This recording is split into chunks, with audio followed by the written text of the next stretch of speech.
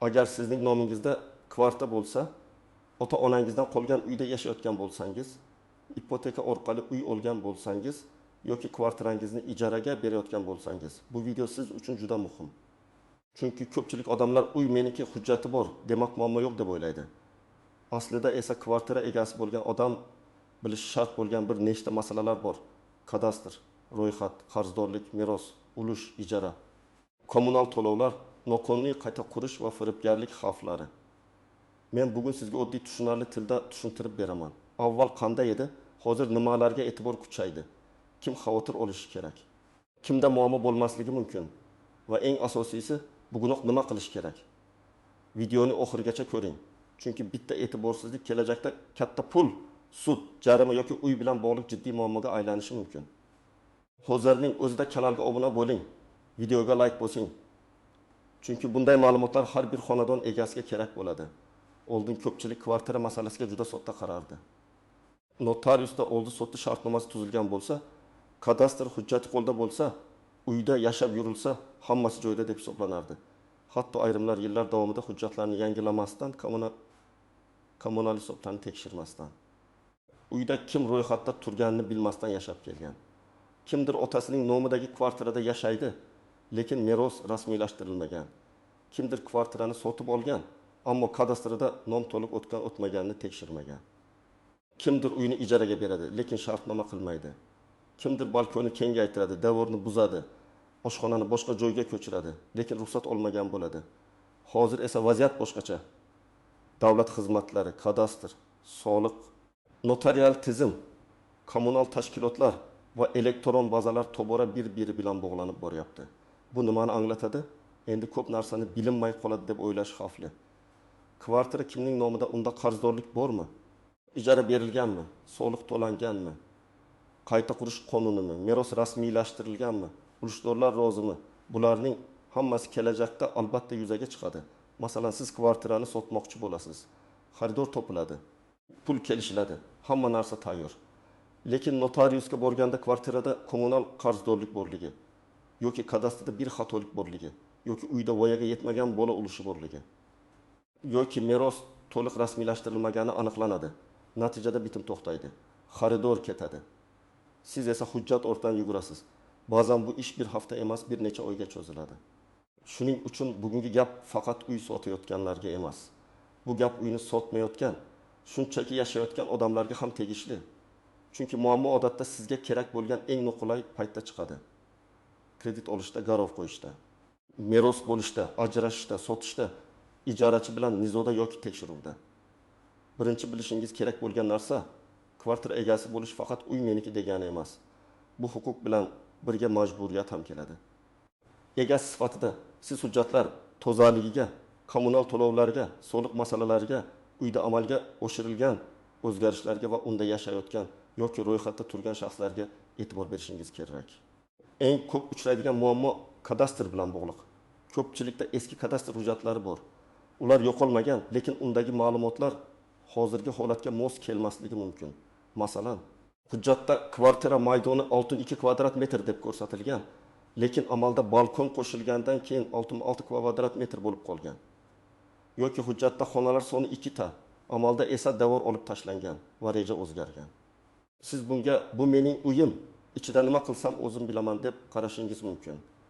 Lekin ko'p holatda ko'p qavatli uydagi devor, balkon, isitish tizimi yoki gaz uskunasini o'zgartirish faqat sizning xohishingiz bilan hal bo'lmaydi. Chunki bu qo'shnilarning xavfsizligiga ham ta'sir qiladi. Oddiy misol keltiraman. Bir inson o'txonali kvartirasida mehmonxona va oshxona orasidagi devorni buzib katta zal qilgan. Usta muammo yo'q degan, egasi ham rozi bo'lgan. Bir necha yil hech narsa bo'lmagan. Keyin u kvartirani sotmoqchi bo'lgan. Xaridor ipoteka orqali olmoqchi edi. Bank esa obyektni baholash va hujjatlarni tekshirishni talab qildi. Tekshiruvda reja kadastrga mos emasligi chiqdi. Natijada bank kredit bermadi. Xaridor bitimdan qaytdi. Egasi keyin ruxsat, loyiha, texnik xulosa, kadastr yangilash ishlari bilan ovora bo'ldi. Agar bu ishni oldindan qilganda, uyini bozor narxida tez sotardi.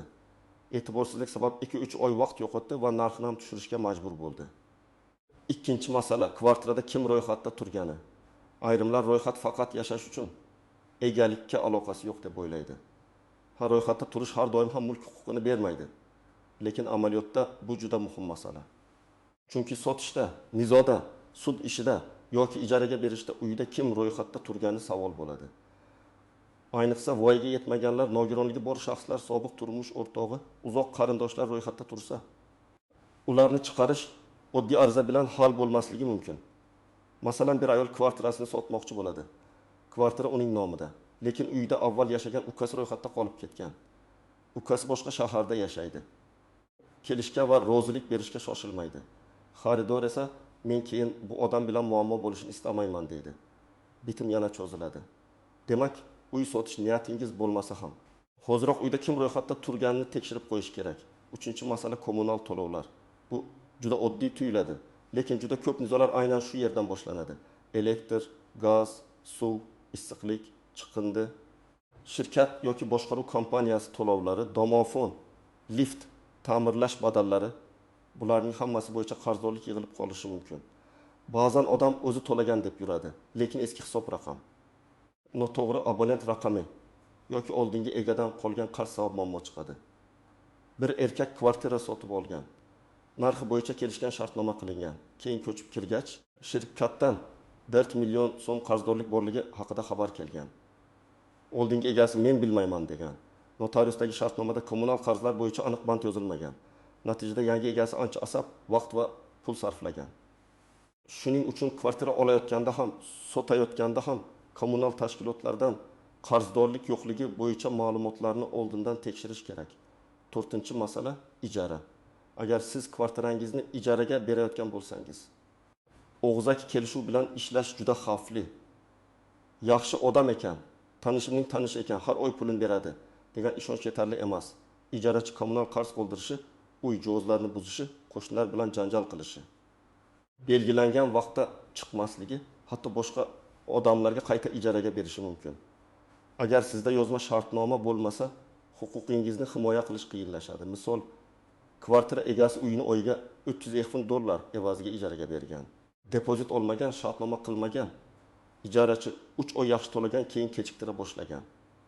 Oxirida 2 oylik ijara puli 1,1 million so'm kommunal qarz buzilgan mebellar qoldirib ketgan. Egasi militsiya yoki sudga murojaat qilmoqchi bo'lganida yozma shartnoma, topshirish qabul qilish davlatnomasi, uy holati bo'yicha fotosuratlar yo'qligi sabab isbotlash juda qiyin bo'lgan. Shuning uchun ijara beradigan har bir odam shartnoma, pasport ma'lumotlari, muddat, to'lov kuni, depozit, kommunal to'lov kimning zimmasida ekani, uy holati haqida yozma kelishuv qilishi kerak. 5-masala meros olish. Bu eng og'riqli mavzulardan biri. Odamlar ko'pincha aka-ukamiz, opa-singlimiz, o'zimiz kelishamiz deb yillar davomida merosni rasmiylashtirmaydi. Lekin vaqt o'tishi bilan vaziyat o'zgaradi. Kimdir vafot etadi. Kimdir chet elga ketadi, kimdir fikridan qaytadi, kimdir o'zilishni talab qiladi. Natijada bitta kvartira butun oilaning janjalga sabab bo'ladi. Aytaylik, ota-onadan 2 xonali kvartira qolgan. 3 farzand bor. Ulardan biri shu uyda yashaydi, qolgan 2tasi boshqa joyda. 10 yil davomida hech kim gapirmaydi. Keyin uyda yashayotgan farzand kvartirani sotmoqchi yoki farzandining nomiga o'tkazmoqchi bo'ladi. Shunda boshqa merosxo'rlar ham ulush talab qiladi. Hujjatlar eski meros muddati o'tgan, kelishuv yo'q. Sud, notarius, arxiv, guvohlar baholash hammasi aralashadi. Agar bu masala ota-ona vafotidan keyin o'z vaqtida rasmiylashtirilganida, keyingi avlodlar o'rtasida nizo bo'lmasdi. Kimlar ayniqsa xavotir olishi kerak? Birinchi navbatda hujjat eski bo'lganlar, ikkinchi uyda qayta qurish qilganlar, uchinchi kvartirasini ijaraga berayotganlar, to'rtinchi meros orqali olingan uyda yashayotganlar, lekin merosni to'liq rasmiylashtirmaganlar. 5-chi uyni ipoteka, garov yoki qarz masalalarida ishlatmoqchi bo'lganlar. 6-chi kvartirada sobiq turmush o'rtog'i, qarindosh, voyaga yetmagan bola yoki boshqa shaxslar ro'yxatda turganlar. 7-chi kommunal to'lovlar bo'yicha eski qarzlar yoki noaniq hisoblar bor deb gumon qilayotganlar. Kimlar hozircha xotirjamroq bo'lishi mumkin? Agar kvartira sizning nomingizda kadastrda to'liq ro'yxatdan o'tgan bo'lsa, hujjatlar yangilangan bo'lsa, uy rejasiga noqonuniy o'zgartirish kiritilmagan bo'lsa, kommunal qarzlar yo'q bo'lsa, uyda ro'yxatda turganlar aniq bo'lsa, meros va ulush masalasi yopilgan bo'lsa, ijara shartnomalar rasmiy bo'lsa, sizda katta xavf kamroq. Lekin baribir yiliga kamida bir marta hujjat va hisoblarni tekshirish zarar qilmaydi. Endi istisnolar, tuzoqlar va ko'pchilik bilmaydigan nozik jihatlarga o'tamiz. Birinchi nozik jihat shuki, kvartira sizning nomingizda bo'lsa ham, ayrim holatlarda uni erkin sotish yoki hadya qilish imkoniyatingiz cheklanishi mumkin. Masalan, kvartira nikoh davrida olingan bo'lsa, u faqat bitta odam nomida tursa ham. Turmush o'rtog'ining roziligi kerak bo'lishi mumkin. Ko'pchilik buni bilmaydi. Hujjat mening nomimda, demak xohlaganimni qilaman deydi. Lekin oila qonunchiligida birgalikda orttirilgan mulk tushunchasi bor. Agar uy nikoh paytida olingan bo'lsa, pulni kim berganidan qat'iy nazar masala bahsi bo'lishi mumkin. Masalan, nikoh davrida kvartira oladi va o'z nomiga rasmiylashtiradi. Oradan 7 yil o'tib, u kvartirani sotmoqchi bo'ladi. Xotini rozi emas. Notarius rozilik so'rashi mumkin yoki keyinchalik xotin sud orqali bitimga e'tiroz bildirishi mumkin. Shuning uchun oilaviy mulk masalasida shoshilinch qaror qilish emas, huquqiy maslahat olish kerak. Ikkinchi tuzoq ishonchnoma orqali bitim qilish. Ishonchnoma qonuniy vosita, lekin u firibgarlar tomonidan ham ko'p ishlatiladi.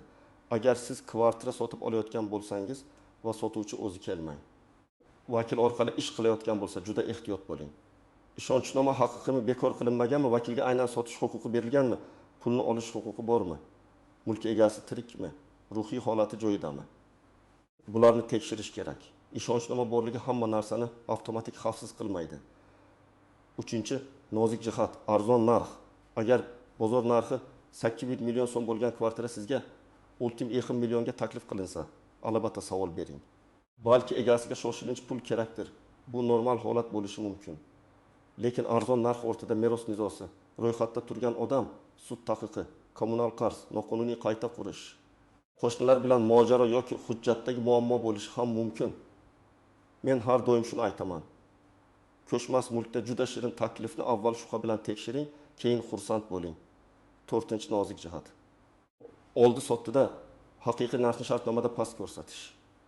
Ba'zi odamlar soliq yoki boshqa xarajatlarni kamaytirish uchun shartnomaga haqiqiy narxdan past summani yozishni taklif qiladi. Masalan, siz kvartirani 900 million so'mga sotib olyapsiz, lekin shartnomaga 500 million yozamiz deyishadi. Bu juda xavfli. Agar keyin bitim bekor bo'lsa yoki nizo chiqsa, siz hujjatda ko'rsatilgan summani talab qilishda qiynalishingiz mumkin. Pul qo'ldan qo'lga berilgan bo'lsa, isbotlash yana ham qiyin. Shuning uchun haqiqiy narx to'lov usuli pul o'tkazilgan sana. Kimdan kimga o'tgani aniq bo'lishi kerak. 5-chi nozik jihat, uyda yashayotgan odam bilan ro'yxatda turgan odam har doim bir xil bo'lmaydi. Ba'zan kvartirada hech kim ro'yxatda turmaydi, lekin odamlar yashaydi. Ba'zan ro'yxatda 5 kishi bor, lekin amalda hech kim yashamaydi. Bu ayniqsa sotib olayotganda muhim. Siz kvartirani ko'rdingiz, ichida hech kim yo'q. Lekin hujjatda ro'yxatda turgan sobiq egasining qarindoshlari bor. Keyin ular kelib, bizning yashash huquqimiz bor edi deyishi mumkin. Har bir vaziyat alohida tekshiriladi, lekin xavfni oldindan kamaytirish kerak. 6-chi nozik jihat, ko'p qavatli uyda umumiy mulk tushunchasi. Kvartira ichidagi devorlar, eshiklar, pardoz ishlari sizga tegishli bo'lishi mumkin. Lekin zinapoya, tom podval, umumiy quvurlar, tashqi devor, fasad, lift kirish yo'lagi umumiy manfaatga daxldor. Shuning uchun tomni egallab olish, podvaldan xona qilib olish, koridorga temir eshik qo'yib qo'shnilar yo'lini toraytirish, fasadga ruxsatsiz qurilma o'rnatish keyinchalik muammo keltiradi. Bugun hech kim indamasligi mumkin. Ertaga qo'shni shikoyat qilsa yoki tekshiruv bo'lsa, sizdan avvalgi holatga qaytarish talab qilinishi mumkin. 7-chi nozik jihat, ipoteka va garovdagi kvartira. Agar kvartira ipotekada bo'lsa, uni oddiy kvartiradek sotish, hadya qilish yoki boshqa shaxsga o'tkazish oson emas. Bank yoki kreditor roziligi, qarz qoldig'i, garov shartlari, to'lov jadvali, sug'urta masalalari tekshiriladi. Ba'zan odamlar men ipotekadagi uyimni sotaman, xaridor qarzimni yopadi deb og'zaki kelishadi. Bu ishni faqat hujjat bilan bank ishtirokida tartib bo'yicha qilish kerak. Aks holda xaridor ham, sotuvchi ham xavf ostida qoladi. Endi eng muhim qism. Siz bugun nima qilishingiz kerak? Men buni oddiy qadamlar bilan tushuntiraman. Birinchi qadam, kadastr hujjatlaringizni tekshiring. Kvartira kimning nomida, maydoni qancha, xonalar soni, manzil, reja, hujjatdagi ma'lumotlar amaldagi holatga mosmi? Buni ko'rib chiqing.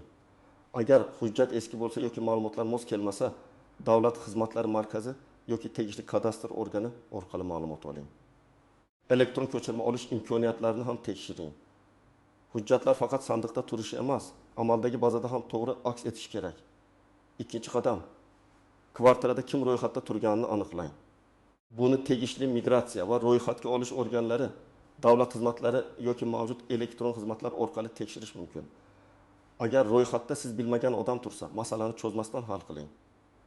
Ayniqsa, uy sotish, ipoteka qilish yoki meros rasmiylashtirish niyatingiz bo'lsa, bu masala birinchi navbatda yopilishi kerak. Uchinchi qadam, kommunal qarzdorlikni tekshiring. Elektr energiyasi, tabiiy gaz, ichimlik suvi, issiqlik, chiqindi, shirkat yoki boshqaruv kompaniyasi, lift va boshqa xizmatlar bo'yicha qarz bor yo'qligini alohida tekshiring. Faqat bitta ilovada qarz yo'q degan yozuv bilan cheklanib qolmang, ayniqsa uy sotib olayotgan bo'lsangiz. Har bir xizmat bo'yicha hisob raqam to'g'rimi? Oldingi qarzlar yo'qmi? Oylik hisob to'g'ri chiqyaptimi? Bularni ko'ring. 4-qadam. Agar kvartirani ijaraga berayotgan bo'lsangiz, shartnoma tuzing. Shartnomada ijarachi ma'lumotlari, ijara muddati, oylik to'lov miqdori, to'lov kuni, depozit, kommunal to'lovlarni kim to'lashi, uy jihozlari ro'yxati, buzilish bo'lsa kim javob berishi. Muddatdan oldin chiqish tartibi aniq yozilsin.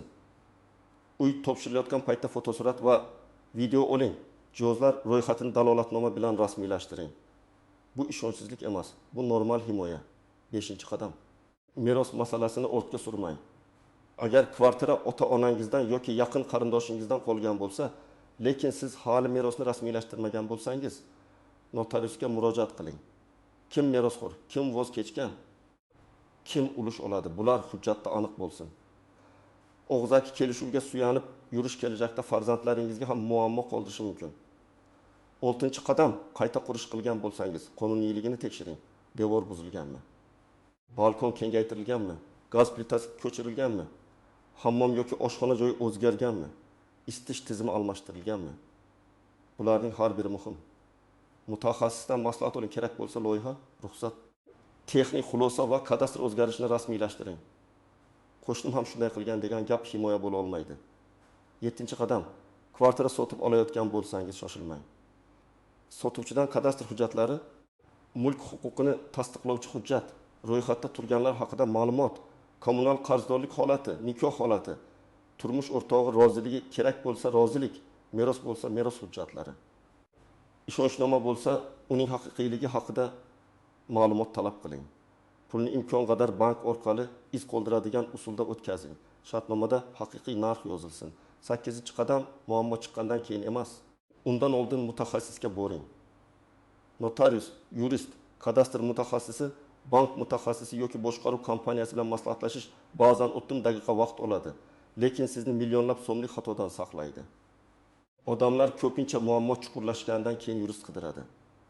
To'g'ri yo'l esa muammo paydo bo'lmasdan oldin tekshirishdir. Nimalarni yozib olish kerak?